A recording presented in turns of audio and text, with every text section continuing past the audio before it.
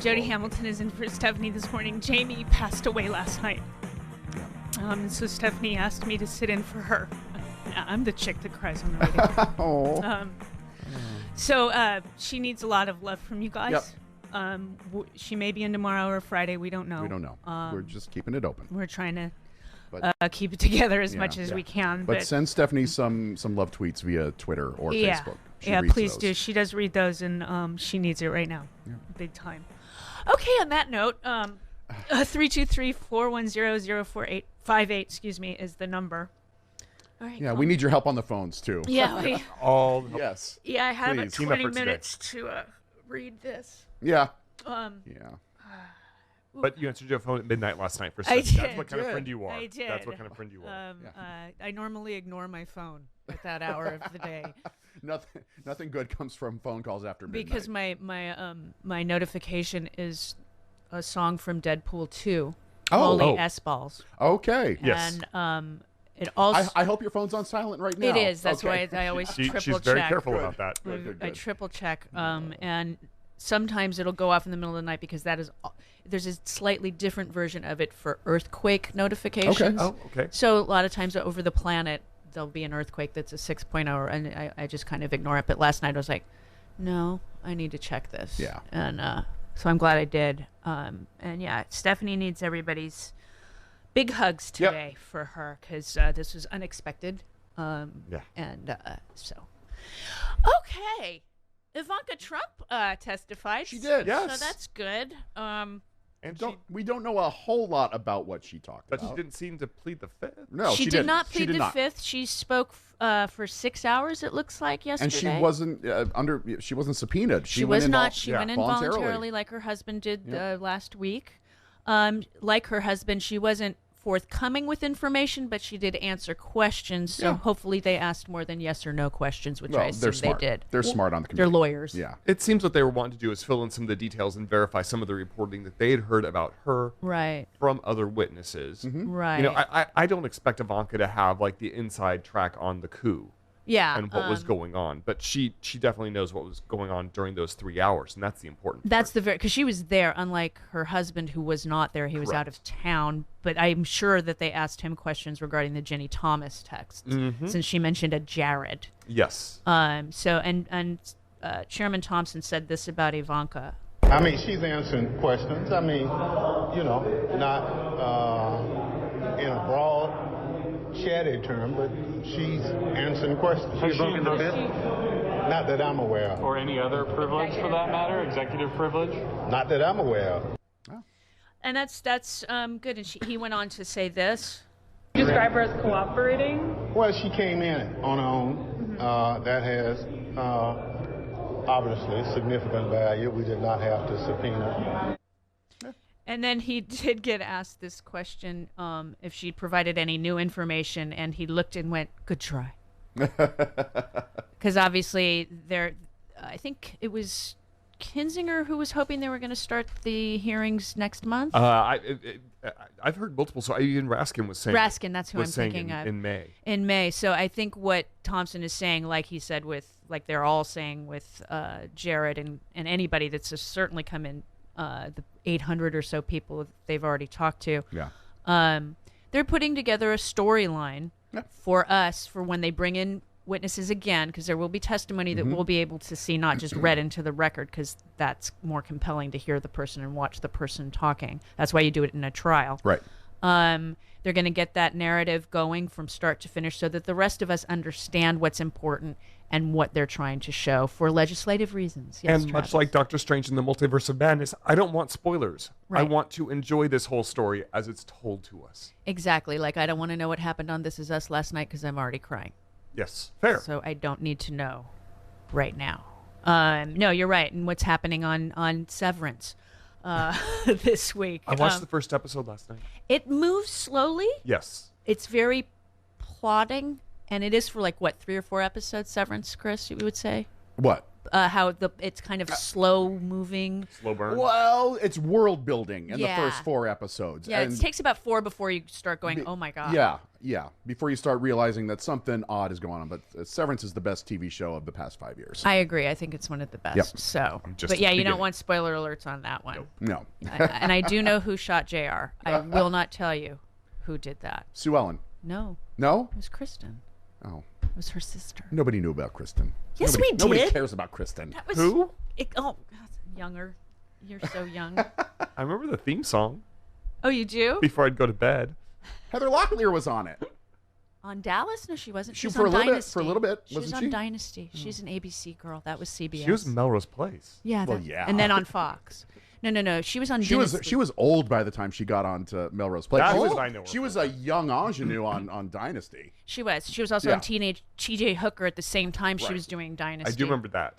Aaron Spelling put her to work, to say the least. Continuing on more important things. Back to the news. Back to the news. With Ivanka's testimony, Representative Luria stated this. You know, like many of the witnesses we've spoken to, they have direct knowledge. There are people who were there in the White House on January 6th, and, you know, they may have seen some or all of the events that happened that day. So it's really important to the committee to be able to piece those things together, to take information. And, you know, some of the reporting that's happened, you know, sort of third party or secondhand, you know, we need to be able to go back to the people that this is about and understand from them, are those statements true? Are they accurate? So it's really valuable when we have the opportunity to, you know, ask questions of people who were in the room on that day. Yeah, I mean, we'll see what they're happy with her testimony. It sounds like, so that's important. And she and her husband don't want to go to jail. That's the thing is she's looking up for Brandon. They're also saying that this is actually going to throw a huge wrench in Steve Bannon's claims of executive privilege. Of course, because of Ivanka, who was actually a presidential advisor who worked in the White House at the time. At the time, this really blows up Steve Bannon's. Well, I mean, it already was pretty much a slam dunk case versus Mike Pompeo, who's the chief of staff. That's slightly different. Secretary of State. You think of Mick Mulvaney as chief of staff. No, Pompeo. Not Pompeo. Mulvaney. No, Pompeo. Mulvaney's working for CBS. Pompeo was the Secretary of State. Mark Meadows was the chief of staff. That's who I'm thinking of. Sorry, I screwed it up too. It's early. It's early, and you got a call at 8:30, so I really wasn't prepared. You're right. I apologize. It's Mark Meadows. And then also they're voting today, I believe, on Scavino and Navarro for sending a contempt. Today. So they will get that because, again, they were just advisors first off and not as close as others.